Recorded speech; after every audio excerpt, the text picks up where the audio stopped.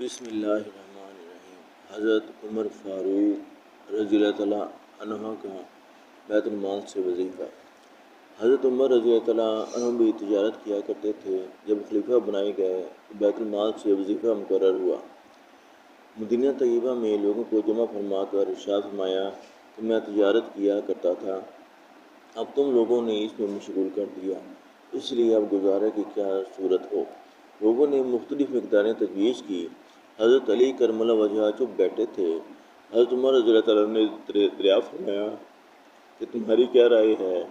آپ نے فرمایا کہ توسط کے ساتھ جو تمہیں اور تمہارے گھر والوں کو کافی ہو جائے۔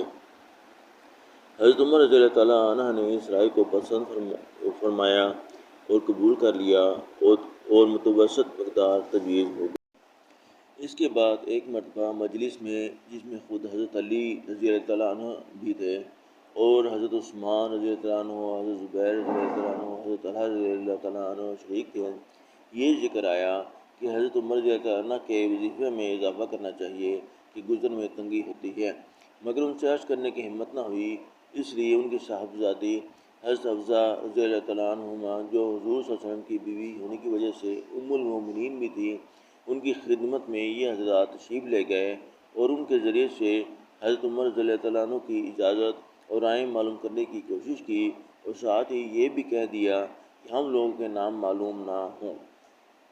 حضرت حفصہ رضی اللہ تعالیٰ عنہ نے جب حضرت عمر رضی اللہ تعالیٰ عنہ سے اس کا تذکرہ کیا تو چہرہ پر غصہ کے آثار ظاہر ہوئے۔ حضرت عمر رضی اللہ تعالیٰ عنہ نے نام دریافت کیے۔ حضرت حفصہ رضی اللہ تعالیٰ عنہ نے عرض کیا کہ پہلے آپ کی رائے معلوم ہو جائے۔ حضرت عمر رضی اللہ تعالیٰ نے فرمایا کہ مجھے ان کے نام معلوم ہو جاتے تو ان کے چہرے بدل دیتا، یعنی ایسی سزائیں دیتا کہ منہ پر نشان پڑ جاتے۔ تو ہی بتا کہ حضور صلی اللہ علیہ وسلم کا عمدہ سے عمدہ لباس تیرے گھر میں کیا تھا؟ انہوں نے عرض کیا کہ 2 کپڑے گیروی رنگ کے جن کو حضور صلی اللہ علیہ وآلہ وسلم جمعہ کے دن یا کسی وفد کی وجہ سے پہنتے تھے۔ پھر فرمایا کہ کون سا کھانا تیرے یہاں عمدہ سے عمدہ کھایا؟ عرض کیا کہ ہمارا کھانا جو کی روٹی تھی، ہم نے گرم گرم روٹی پر گھی کے ڈبے کی تلچھٹ الٹ کر اس کو ایک مرتبہ چپیٹ دیا اور حضور صلی اللہ علیہ وسلم خود بھی اس کو مزے لے کر نوش فرما رہے تھے اور دوسروں کو بھی کھلاتے تھے۔ فرمایا کون سا بسترا عمدہ ہوتا تھا جو تیرے یہاں بچھاتے تھے؟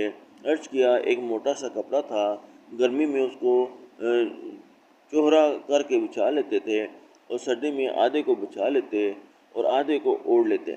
فرمایا حفصہ ان لوگوں تک یہ بات پہنچا دے کہ حضور صلی اللہ علیہ وسلم نے اپنے طرز عمل سے ایک اندازہ مقرر فرما دیا اور امید آخرت پر کفایت فرمائی، میں بھی حضور صلی اللہ علیہ وسلم کا اتباع کروں گا۔